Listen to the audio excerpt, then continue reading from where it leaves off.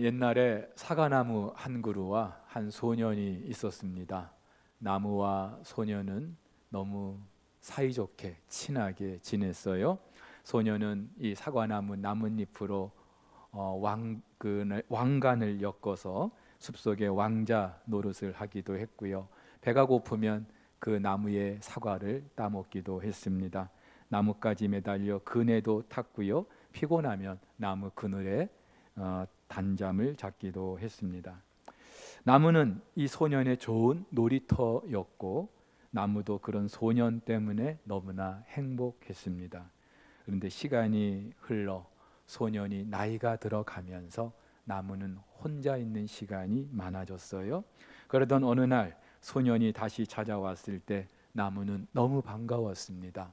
그런데 이 소년은 다짜고짜 자기에게 돈이 필요하다는 거예요. 그런데 나무는 돈이 없잖아요. 그러자 자기에게 있는 사과를 따다가 시장에 내다 팔라고 사과를 내줍니다. 그런데도 나무는 행복했어요. 또 시간이 한참이나 지났습니다. 또다시 찾아온 이 소년, 이번에는 자기가 살 집이 필요하다고 그러는 거예요. 그러자 나무는 자기의 나뭇가지를 내주면서 가서 이것으로 집을 지으라고. 그리고 또 시간이 지났습니다. 이제는 중년이 돼 찾아온 이 소년, 여행을 위해서 배가 필요하다고 합니다.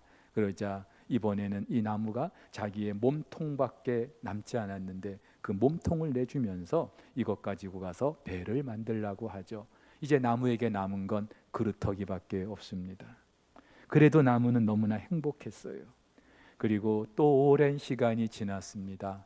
이제는 백발이 돼서 찾아온 이 소년, 이 나무에게 이제는 돌아와서 조용히 쉴 곳이 필요하다고 말하죠. 그러자 나무는요, 마지막 남은 자기의 그 그루터기마저 내주면서 여기에 앉아서 편히 쉬라고 합니다.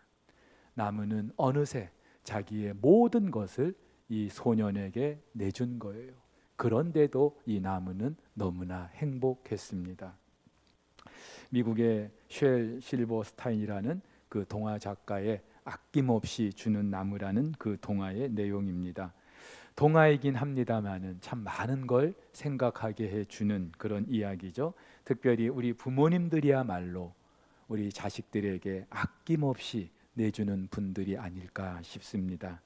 그런데 여러분, 정말로 우리에게 모든 걸 내주신 분이 계십니다. 그분은 바로 우리 주 예수 그리스도이신 줄 믿습니다. 우리는 지금 계속해서 예수님의 공생의 마지막 주간에 있었던 일을 다루고 있어요. 지금까지 예수님은 당대 그 종교 지도자들에게 올무에 빠뜨리기 위한 그런 시험과 질문을 받아 오셨습니다. 자, 그런데 오늘 본문에서는 오히려 예수님께서 그 서기관들에게 질문을 하시죠. 어찌하여 서기관들이 그리스도를 다윗의 자손이라 하느냐라고 물으시는 거예요. 여러분, 구약 성경 곳곳에서는요, 오실 그 메시아 다윗의 혈통에서 오실 것을 예언하고 있습니다. 모든 유대인들이 알고 있는 내용이고요. 또 신약의 제일 첫 번째 마태복음 1장 1절에서도 이렇게 말하죠. 아브라함과 다윗의 자손 예수 그리스도의 계보라. 아브라함과 다윗의 자손이라고 말하고 있어요. 그래서 소경 바디메오도 예수님에게 다윗의 자손이여 하면서 그렇게 불렀던 거예요. 자, 그런데 예수님께서는 이미 성경에 다 예언이 돼 있고 누구나 다 알고 있는 이 이야기를 왜 묻고 계시는 걸까요? 여러분, 그렇습니다. 사람들은 오실 그리스도 단지 다윗의 혈통에서 오시는 분 정도로만 생각했어요. 그리고 그 메시아 그리스도가 와서 이루실 일, 옛 다윗 왕국의 그 재건을 이루는 분 정도로만 생각했어요. 그들이 생각하는 메시아, 그리고 그 메시아가 와서 세울 하나님 나라, 여기까지였어요. 하지만 그리스도로 오신 예수님은 단지 다윗의 혈통으로 오신 분 정도가 아니었고요. 그분이 와서 이루실 나라도 그들이 생각하는 나라와는 차원이 달랐어요. 그래서 예수님은 다윗의 시를 인용하면서 말씀을 하십니다. 시편에 다윗이 이렇게 기록했어요. 여호와께서 내 주에게 말씀하시기를 내가 내 원수들로 내 발판이 되게 하기까지 너는 내 오른쪽에 앉아 있으라 하셨도다. 여기서 말하는 내 주 그리스도를 말합니다. 하나님께서 그 아들 그리스도에게 말씀하시는 거예요. 다윗의 혈통에서 오실 그 그리스도, 이미 다윗이 자기 혈통에서 오실 먼 미래에 오실 그 그리스도를 일컬어서 내 주라고 그렇게 부르고 있습니다. 무슨 말이에요? 그리스도는 비록 다윗의 혈통에서 오시지만 다윗을 비롯한 모든 사람들의 주가 되신다는 말이죠. 그래서 히브리서 기자도 이렇게 말합니다. 어느 때에 천사 중 누구에게 내가 네 원수로 내 발등상이 되게 하기까지 너는 내 우편에 앉아 있으라 하셨느냐. 그렇죠? 하나님께서 그 아들 예수 그리스도에게 하신 말씀을 다시 한번 강조하고 있는 거예요. 그렇죠?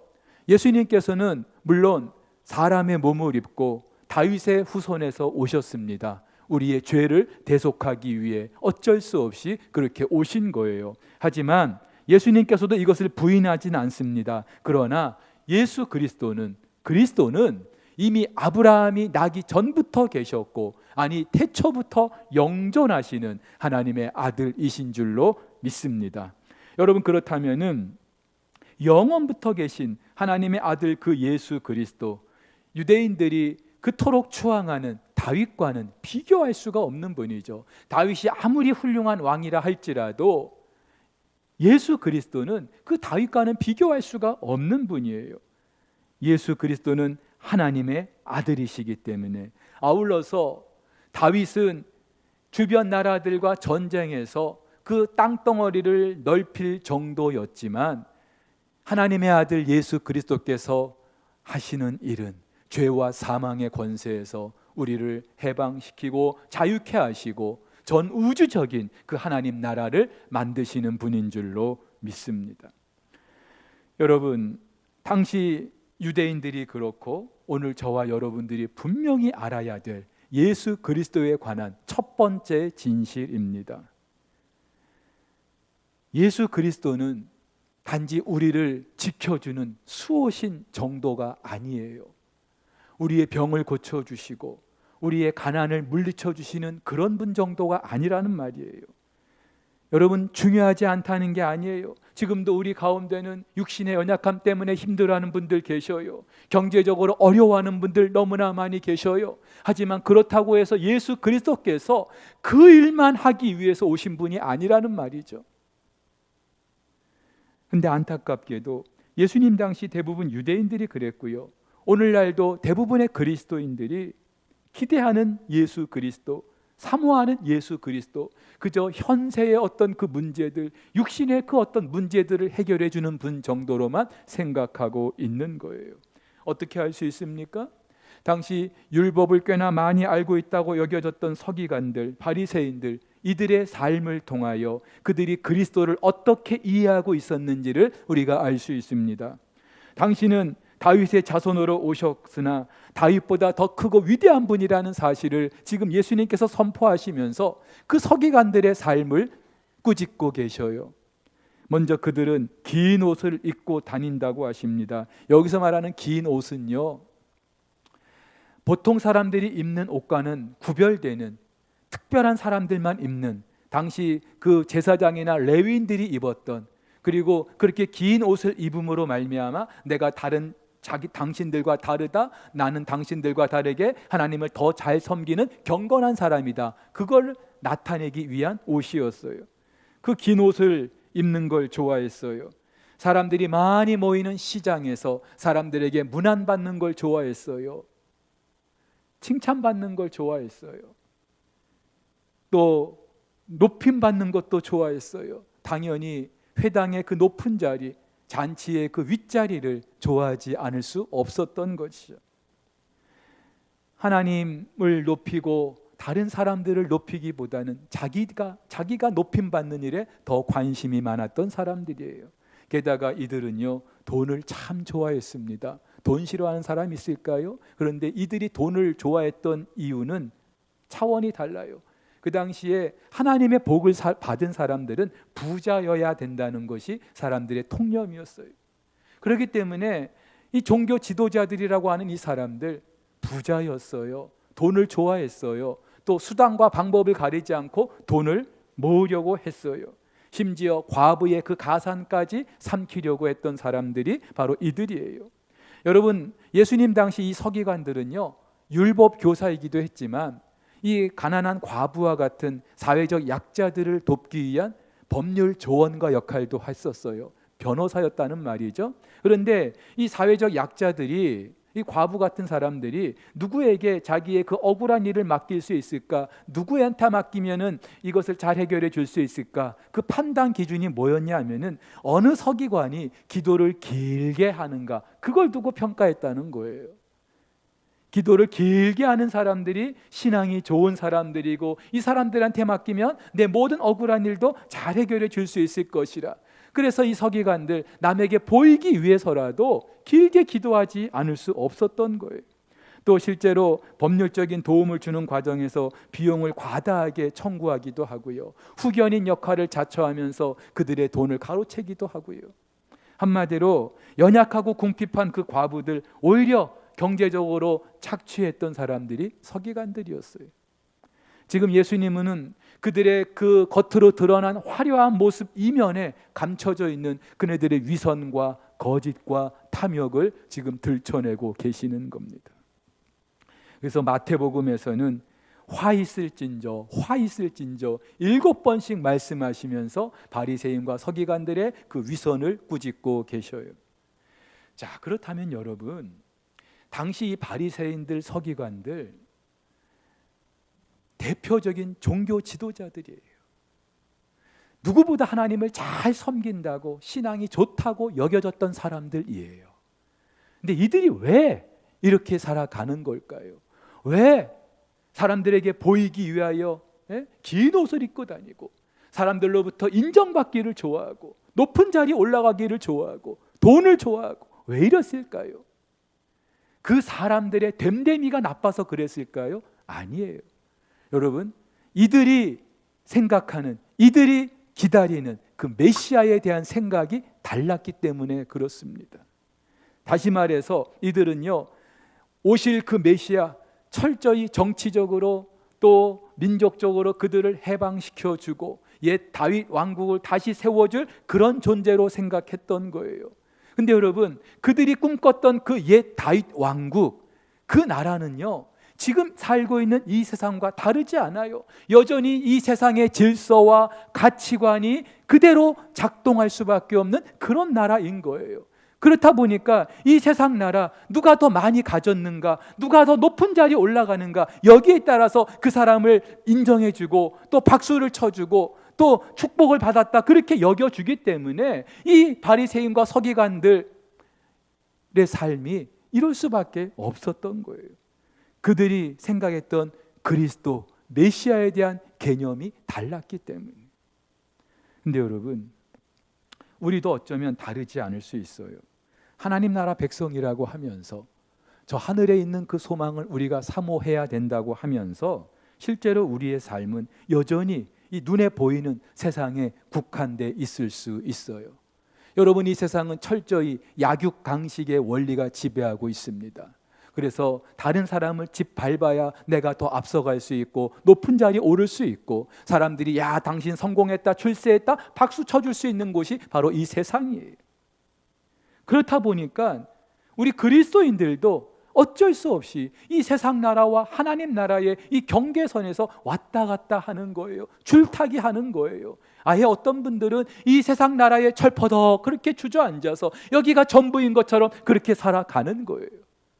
그런데 여러분, 분명히 말씀드리지만 저와 여러분들이 기다리는, 사모하는 그 하나님 나라는요, 이 세상 나라의 그 어떤 가치관도 질서도 그대로 적용되지 않는 다른 나라인 것을 우리는 분명히 아셔야 돼요. 무엇보다도 그 나라의 왕이신 예수 그리스도, 그분이 이 유대인들이 생각했던 그런 분이 아니었기 때문에, 그렇게 서기관을 꾸짖으셨던 예수님께서 이번에는 성전 그 헌금함에 헌금하는 한 과부를 주목하십니다. 당시 예루살렘 성전에 여인들의 뜰이라고 있었는데 그 뜰에는요 13개의 각각 용도가 다른 헌금함이 놓여져 있었어요. 당연히 돈이 많은 부자들은 많이 넣었겠죠. 하지만 오늘 과부와 같이 가난한 사람들은 적게 넣었을 거예요. 그래서 오늘 본문에도 여러 부자는 그 풍족한 중에서 많이 넣었다고 하십니다. 반면에 이 과부는요 2렙돈 한 고드란트만 넣게 됩니다. 참고로 이 2렙돈 한 고드란트는요 그 당시 그 데나리온의 가치로 비교해 볼 때 64분의 1 데나리온이었다고 합니다. 한 데나리온 노동자의 하루 품삯이었어요. 그러니까 지금 돈으로 환산하면은 이 과부가 드렸던 돈은 고작 한 1, 2천 원밖에 안 되는 아주 적은 돈이에요. 여러분 이 과부가 그 적은 돈을 드리면서 그 마음이 어땠을까요? 참고로 그 당시 그 헌금함은 노수로 만들어져 있었어요. 돈을 넣으면 땡그랑 소리가 날 수밖에 없었겠죠. 여러분 이 과부가 그 동전을 넣었을 때 어떤 소리가 났을까요? 반면에 부자들이 돈을 넣었을 때는 어떤 소리가 났을까요? 그래서 오늘 성경을 보면은요 그 헌금을 넣다라고 할 때 그 헬라어 동사가 발로라는 동사인데 부자들이 넣을 때는요 그 동사의 시제가 미완료 시제예요. 다시 말해서 동전이 계속해서 떨어지는 그런 연속적인 행위를 말하고 있고요. 과부가 넣었을 때의 그 동사의 시제는 과거형으로 돼 있어요. 단회적인 행동이라는 말이죠. 딸랑하고 끝나는. 여러분 그렇게 적은 돈을 넣으면서 이 과부 좀 부끄럽지 않았을까요? 그런데 보세요. 오늘 본문에서 예수님께서는 그 부자들의 헌금보다 이 과부의 헌금을 더 귀하게 보셔요. 그리고 이 과부의 그 2렙돈 다른 부자들이 드린 것보다 더 많이 드렸다라고 말씀하십니다. 자, 왜 이렇게 말씀하시는 걸까요? 사실 오늘 이 본문만 가지고도 헌금에 관한 설교를 할 수 있어요. 또 실제로 헌금에 관한 이야기를 다루고 있는 것도 맞습니다. 무엇보다도 우리가 헌금하는 그 액수보다도 어떤 마음으로 드려야 하는지 우리에게 귀한 가르침을 주고 있어요. 근데 여러분 오늘 저는 좀 다른 맥락에서 이 본문을 다뤄보려고 합니다. 앞서서 예수님은 서기관들의 그 위선과 거짓과 탐욕을 꾸짖으셨어요. 그리고 그러한 그들의 모습은 헌금하는 그네들의 모습에서도 드러나고 있습니다. 과시하려고, 남에게 보이려고. 물론 그들 중에 전부가 다 그러진 않았을 거예요. 그들 중에는 이 과부보다 더 많은 헌금을 드리면서도 어쩌면 이 과부보다 더 간절하게 사모하는 마음으로 또 감사하는 마음으로 드린 사람들도 있었을 거예요. 오늘 우리 가운데도 마찬가지죠. 각각 그 소득에 따라서 어떤 분은 더 많이 드릴 수도 있고 적게 드릴 수도 있어요. 근데 많이 드린다고 봐라 내가 이만큼 헌금을 많이 하지 않느냐 그렇게 과시하는 분들 거의 없어요. 그래서 어떤 분들은 아예 무명으로 헌금을 하기도 해요. 근데 안타깝게도 예수님 당시 이 부자들 바리새인과 서기관들은 그렇지 않았다는 거예요. 그들이 얼마나 많이 헌금하는가 이것을 두고 자기들의 그 경건의 정도를 사람들에게 보이려고 했다는 거죠. 물론 그네들이 과부보다 많이 헌금했어도 여전히 풍족했어요. 하지만 과부는 다르죠. 성경은 이 과부를 가난하다고 말합니다. 43절에 가난한 과부. 근데 이 가난하다고 하는 그 형용사는요 아무 힘이 없어요. 그래서 사람들에게 늘 짓밟히고 또 이용을 당하는 한마디로 그 당시의 사회적 약자를 말합니다.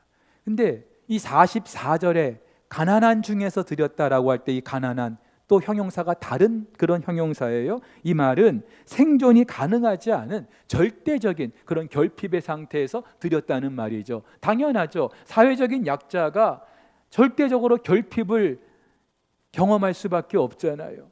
가난한 중에 드릴 수밖에 없잖아요. 그런데 이 과부는 그 가난한 중에 드렸어도 자기의 모든 소유, 생활비 전부를 넣었다고 말씀을 하십니다. 사실 이 과부의 헌금 아무리 자기의 전부를 넣었어도 부자들이 넣은 그 일부에 비교할 수 없을 거예요.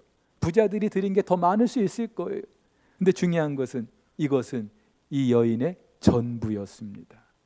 여러분, 이 과부는 도대체 어떤 마음으로 자기의 그 전부를, 생활비 전부를 넣을 수 있었을까요? 이제 그거 넣고 나면은 오늘 저녁 떏거리를 굶어야 할 수도 있는데, 아이들이 있다면 아이들도 굶어야 할 텐데 어떻게 그 생활비 전부를 넣을 수 있었을까요? 이 과부도 보십시오, 내가 이 생활비 전부를 넣습니다, 과시하기 위해서 그랬을까요? 아닐 거예요. 그만큼 이 여인은 하나님을 사랑하는 마음이 있었기 때문에, 지난주에 우리가 다룬 것처럼 힘을 다하여, 뜻을 다하여, 목숨을 다하여 하나님을 사랑하고자 하는 그 마음이 있었기 때문에, 우리 가운데도 간혹 이렇게 직장에 들어가서 첫 월급을 몽땅 하나님께 드리는 분들이 있어요. 여러분, 어떤 생각으로 그렇게 첫 월급을 몽땅 하나님께 드릴까요? 그거 드리고 나면 한 달 생활할 돈도 없는데. 여러분, 보십시오, 내가 이렇게 믿음이 좋습니다, 그걸 과시하기 위해서 그런 걸까요? 아니죠. 감사하기 때문에. 하나님, 내게 이런 직장을 주셔서 감사합니다, 감사합니다. 또 앞으로도 하나님께서 내 삶을 책임져 주실 것을 믿습니다라는 그 믿음으로 드렸지 않겠습니까?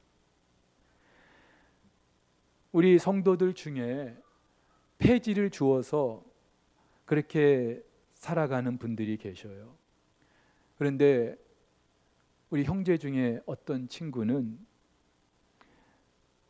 그 폐지를 주어서 하나님께 헌금을 하는데, 여러분 참고로 작년에는 이 폐지값이 너무 내려가지고 키로당 40원, 60원 할 때도 있었대요. 그러니까 하루 종일 폐지를 주어도 돈 10,000원 만지기가 쉽지 않은 거예요. 그나마 지금은 폐지값이 좀 올랐대요. 키로당 150원 정도 하는데, 근데 이 친구가 그 폐지를 모아서 판 돈으로 때마다 3,000원씩 꼬박꼬박 헌금을 해요. 제가 이 정확 액수까지 구체적으로 말씀드리는 거 뭐 결례일 수 있는데, 제가 여러분들의 이해를 돕기 위해서 말씀드리는 거예요. 여러분, 그 3,000원 헌금하려면은요, 폐지 20kg를 주워서 팔아야 돼요. 20kg, 말이 20kg죠. 쉽지 않아요. 근데 그렇게 자기가 애써서 그 폐지를 주운 돈으로 그렇게 하나님께 드리는 이 친구, 그 기도 제목을 보면은요, 참 순수해요. 너무나 진솔하고요, 귀해요. 어떤 마음으로 드릴까요? 그만큼 하나님께 감사하는 마음, 하나님을 사랑하는 마음으로 드리지 않겠습니까? 마가복음 14장에 가면은요, 한 여인이 매우 값진 향유 한 옥합을 가져와서 예수님의 머리에 붓는 걸 소개하고 있습니다. 마가는 그 향유의 값이 300데나리온이라고 해요. 300데나리온, 노동자가 1년 동안 거의 쉬지 않고 매일 일해야 만질 수 있는 큰 돈이에요. 어쩌면 이 여인의 결혼 지참금일 수도 있어요. 그런데 이 여인은 그 귀한 옥합을 깨트려서 예수님의 머리에 붓습니다. 아낌없이 부었다고 해요. 도대체 이 여인은 어떻게 그럴 수 있었을까요? 학자들은 말합니다. 이 여인이 그 일이 있었던 곳이 베단이었는데, 아마도 이 여인, 예수님이 죽은 그 나사로를 살려주셨는데 그 나사로의 누이들 가운데 한 사람이 아닐까? 예, 그럴 수 있어요. 그렇다면 한번 생각해 보세요. 죽었던 누이, 그 오라비가 살아났어요. 얼마나 감사한 일이에요. 얼마나 귀한 일이에요. 그래서 이 여인은 최고의 것으로, 자기가 할 수 있는 최고의 것으로 지금 예수님의 머리에 붓고 있는 거예요. 물론 이때도 주변의 사람들은 왜 그렇게 하느냐, 이게 얼마나 큰 낭비냐, 허비냐, 그렇게 말하는 사람들도 있었어요. 맞아요. 그 옥합을 팔아서 오히려 더 가난한 사람들에게 나눠줄 수도 있었어요. 그런데 왜 이 여인이 그렇게 했던 걸까요? 그만큼 예수님을 사랑했기 때문에, 너무나 감사했기 때문에. 사랑하는 우리 성도 여러분, 정말로 누군가를 사랑해 보는 분들은요, 그 사랑에 그 어떤 절약이라는 게 통하지 않는다는 거. 정말 사랑하고 무언가를 주고 싶을 때 아끼지 않는다는 거 잘 아실 거예요. 무엇보다도 그렇게 사랑하면서도 행복해요. 여러분 잘 아시잖아요. 선물은요, 받을 때보다 줄 때가 더 행복한 거예요. 자, 그렇다면은 오늘 마가는 왜 이 이야기를 저와 여러분들에게 들려주는 걸까요? 봐라, 이 과부같이 생활비 전부를 넣은 이 과부같이 너희들도 성심껏 정말로 힘을 다하여 헌금해라, 그런 이야기를 하려고 하는 걸까요? 들리지 않아요. 근데 여러분, 더 중요한 것이 있어요. 오늘 이 과부가 자기의 생활비 전부를 넣은 이 사건을 통하여서 이 마가는요, 당신의 전부를 우리를 위해 내주신 그 하나님의 사랑을 말하고 싶었던 겁니다. 다윗보다 크신 예수 그리스도, 당신의 전부였던 그 예수 그리스도를 우리를 위해 내주신 그 하나님의 사랑 말이죠. 여러분, 하나님은 온 우주 만물의 주인이 되시는 분이에요. 온 우주 만물이 당신 거예요. 그런데도 그 아들 예수 그리스도는요, 하나님의 전부였어요. 전부였어요. 근데 그 전부를 우리를 위해서 내주신 거예요. 왜요? 그만큼 우리를 사랑하셨기 때문에. 하나님이 세상을 이처럼 사랑하셔서 독생자를 내주신 거예요. 사랑 밖에는요, 다른 이유가 없어요. 그리고 그 사랑으로 비로소 하나님 나라가 세워지기 때문에, 다른 것이 아니라 전부를 내주는 그 사랑으로 하나님 나라가 세워지기 때문에, 그리고 그렇게 세워지는 하나님 나라의 핵심 가치, 핵심 원리, 바로 전부를 내주는 그 사랑이기 때문에, 무엇보다 그 사랑이 하나님을 행복하게 했어요. 하나님을 행복하게 했어요. 그래서 성경은 이렇게 말합니다. 그가 너로 말미암아 기쁨을 이기지 못하시며 너를 잠잠히 사랑하시며 너로 말미암아 즐거이 부르며 기뻐하시리라 하리라. 사랑하는 우리 성도 여러분, 다윗의 자손으로 오시는 메시아, 당대 사람들의 가치관과 그 통치 방식대로 군림하는 자리에 오신 게 아니고요, 과부와 같이 자기의 모든 걸 내주시는, 생명까지 내주시는 그러한 분으로 오신 줄 믿습니다. 그래서 그 예수님 정말로 우리는 사랑하지 않을 수 없어요. 좋을 수 없어요. 그토록 좋을 수밖에 없는 거예요. 여러분, 그렇다면은 그렇게 예수님께서 당신의 전부를 우리에게 내주셨다면, 그 사랑으로 우리가 하나님의 자녀가 되었고 백성이 되었다면은 이제 어떻게 살아야 될까요? 어떻게 살면 될까요? 특별히 요즘 같은 이 코로나 상황, 우리가 어떻게 견디며 살아야 될까요? 바울은 이렇게 말합니다. 자기 아들을 아끼지 아니하시고 우리 모든 사람을 위하여 내주시니가 어찌 그 아들과 함께 모든 것을 우리에게 주시지 아니하겠느냐. 그렇죠. 당신의 모든 것을 내주신 그 하나님께서 우리를 위해서 뭘 아끼시겠어요?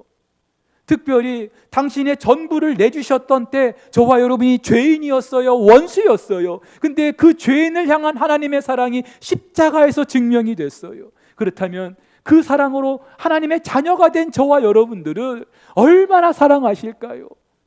얼마나 사랑하실까요? 당신의 자녀인 저와 여러분들을 향한 그 사랑을 하나님께서 굳이 아끼시겠습니까? 우리 부모님들 자식을 사랑하는데 뭘 아끼겠어요? 우리 하나님의 사랑이 그렇지 않겠어요? 여러분, 그렇다면은 우리가 아무리 힘들어도요, 아무리 고달파도요, 이 하나님의 사랑만큼은 우리가 의심할 수 없는 줄로 믿습니다.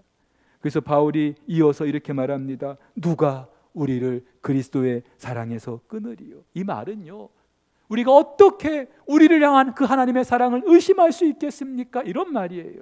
내가 확신합니다. 사망이나 생명이나 천사들이나 권세자들이나 현재일이나 장래일이나 능력이나 높음이나 깊음이나 다른 어떤 피조물이라도 우리를 우리 주 그리스도 예수 안에 있는 하나님의 그 사랑에서 끊을 수 없습니다. 우리를 향한 하나님의 그 사랑은 변함이 없습니다. 걱정하지 마십시오. 그런 얘기 아니겠어요? 사랑하는 우리 성도 여러분,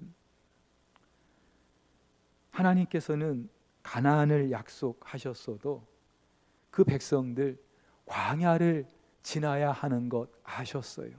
그리고 그 광야를 지나는 동안 필요한 것들을 때마다 다 공급해 주시고 채워주셨던 분이 우리 하나님이셔요. 마찬가지로 우리를 위해서 하나님 나라를 예비하신 그 하나님, 여전히 우리가 이 세상 나라를 지나고 있는 거 다 알고 계셔요.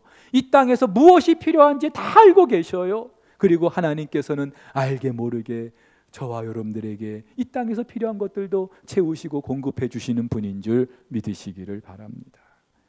그렇다면은요, 우리가 아무리 코로나 상황을 겪고 있다 할지라도 하나님이 나를 사랑하지 않나 봐, 하나님이 나를 버렸나 봐, 절대로 이런 이야기 할 수 없어요. 부끄럽지만 목사인데도요, 가끔 내 안에 어떤 염려와 또 걱정이 생길 때가 있어요. 뭐 여러분들이 노후를 걱정하는 것만큼 저도요, 저의 노후 고민하지 않을 수 없고 걱정하지 않을 수 없어요.